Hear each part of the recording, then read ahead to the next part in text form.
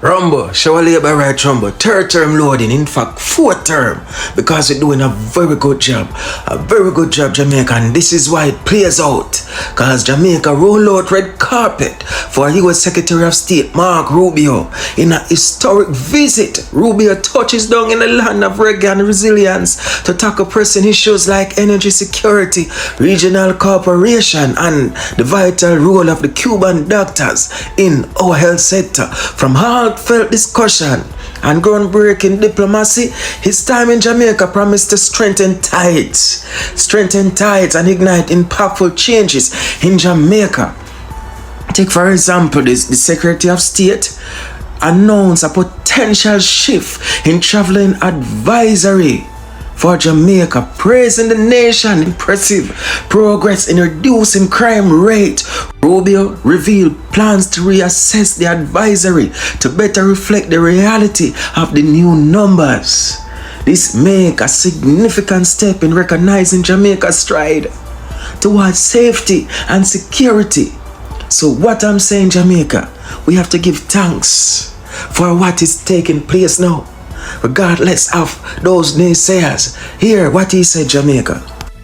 Governments have two prime responsibilities: the safety and the prosperity of their people. And your Prime Minister and his government is very focused on those two priorities. We did talk about tourism because obviously it's a significant part of your economy, and we pledged we were going to go back and reevaluate the travel advisories as they currently stand to ensure that they do reflect the reality of the new numbers and what the numbers show, because you've made very impressive progress in your general numbers overall when it comes to the murder rate and so forth. But in particular, those travel advisories are designed to American travelers. And I think we need to analyze that and just ensure that the status we're currently in accurately reflects the status quo and takes into account the progress you've already made this year and made last year, year over year, which I think is one of the highest numbers in terms of reductions that we've seen of any country in the region. Like I'm saying, Jamaica, we are building a nation under the Michael and Johannes-led administration, and the security of the nation is a top priority. That's why we have to emphasize and give commendation to the security force, and we have seen where it is getting recognition in countries like the US and also Jamaica. Mr. Rubio also vowed to halt the influx of illegal firearms into Jamaica, making a pivotal step in bolstering, supporting the nation security framework. As part of this commitment, he also unveiled a cutting-edge measures to combat lottery scamming that is badly affecting the nation and enhance forensic investigation, upgrading intelligence software, and deploy advanced night vision technology. So yes, we're in the good direction, Jamaica. Listen. Our conversations that lead back to my time in the United States Senate. How many of the guns and the weapons that are being used by gangs to commit acts of violence here in Jamaica are purchased in the United States and then shipped here? And we want to commit to doing more to stopping that flow at the same time as we do more to commit to increasing your capacity. That's the other thing I underline. What we're talking about here when we talk about American assistance is America helping Jamaica build its own capacity, its own ability to confront these challenges and solve these problems, because security is a baseline for everything. And to that end, we have some good things to announce today here. We've the Jolt Fusion Center that is starting up again, and that's been even further strengthened. That's going to help address lottery scamming. We can announce this synthetics detection equipment for Jamaica's forensic labs. Another counter-gang recruitment program that we seek to launch as a result of our visit here today, and announce something that I think is really important, and that is software, intelligence software for the law enforcement here in Jamaica to combat gangs, things like night vision goggles as well, technology, and we look to do more. And also Jamaica, this is where it's at also. The US Secretary of State has also announced a groundbreaking partnership with Jamaica, placing skill training at the heart of America's Reimagine approach to foreign aid. This initiative underscores a commitment to empower individuals, fostering sustainable development, while the Secretary of State reassured that the U.S. remains steadfast in its dedication to global support.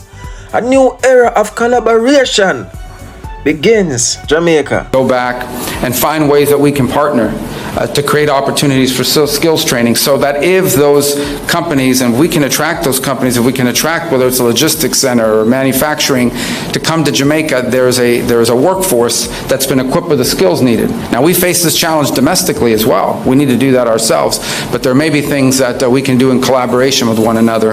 And this touches on the issue of aid, very controversial in the United States, but it's one of the reasons why I wanted to come here today, because it in many ways highlights exactly what our vision for aid moving forward is. The United States is not getting out of the aid business. We are going to be providing foreign aid. The difference is we want to provide foreign aid in a way that is strategically aligned with our foreign policy priorities and the priorities of our host countries and our nation states that we're partners with. In essence, how that would work, how it has worked in the past, is USAID or some other entity would come into a country and say, this is what we think you need. And then they go out and hire an NGO that maybe are the ones that convinced them that that's what you need, and they give them a bunch of money and they come into the country and they do things. Some of these programs are fine, they're nice things. Other times, not so much. Nonetheless, that's how it used to be. How we want it to be in the future is that our embassies are involved with the host government, our hosts, our partners, and we ask them, what are your needs?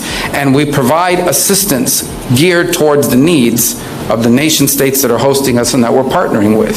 At the end, our partner in Jamaica, our partner all over the world, is the government. It's the host governments who have a clear vision for the future, and to the extent that our foreign aid can be helpful, it is in furtherance of what the people of your country have elected you to carry out. Here there are a lot of things, we've just described some of them. What should our foreign aid be geared towards? It should be geared towards looking for opportunities to increase skills training, looking for opportunities to attract investment and business and trade, and looking obviously for opportunities to expand on your own domestic intelligence capabilities. We are going to have foreign aid that is aligned to our foreign policy, and our foreign policy is going to be aligned to our mutual shared interests with the partners that we have all over the world. And I can tell you, Jamaica is an incredible partner to the United States. It's very cooperative on a number of fronts, and we will continue to work together, and we're going to work closer than we've ever worked before. Also, Jamaica, this is for those who was all over the place running like a headless chicken. Those PMP bloggers, supporters talking about, Andrew is this and Andrew is that. But Andrew took a diplomatic approach in relation to the whole visitation of the U.S. Secretary, in relation also to the Cuban doctor, to which the Secretary of State clarified the exchange of medical professionals in Jamaica, affirming that the U.S. has no issue with the program as it currently operates. However, Rubio voices serious concern about the reports of forced labor involving Cuban doctors in other parts of the world, again in other parts of the world, calling it a violation of the human rights and dignity. This distinctively highlights the U.S. commitment to addressing global exploitation while respecting Jamaica healthcare partnership. I know they don't like this. God knows. Because I've watched so many live. One at a time, a guy said some container that war for the doctors them. That war for the Cuban doctors them. So we know some enough PMP bloggers be like crap right now. Honestly. So, just subscribe, leave a like, watch this, hear it for yourself. Secretary Rubio, my question is, or questions in relation to the matter of the Cuban Medical Corporation program as well. So the medical mission has been a cornerstone of healthcare in Jamaica and the Caribbean for over 50 years, according to our foreign minister. How does the U.S. reconcile its stance on this program with the region's reliance on Cuban medical professionals, and what alternatives does it propose to ensure healthcare stability? Well, yeah, I think the first thing is to separate medical from the labor issues that we are pointing to. Okay, this is not about doctors. because this is not about the provision of medical assistance. We have no problem with medical assistance. We have no problem with doctors. We have a problem, and I'm not speaking about Jamaica. We've discussed this today about, following international labor standards and the like, but I'm just talking about this program in general, how it's operated around the world. And how it's operated around the world is that basically the doctors are not paid. In many other parts of the world, the doctors are not paid. You pay the Cuban government. The Cuban government decides how much of anything to give them. They take away their passports. They basically operate as forced labor in many places. Now, there are places that have better labor standards. Perhaps Jamaica is one of those, and that's fine. But I'm describing generally what the program has been. It has operated in that way in many parts of the world and placed these people in tremendous danger.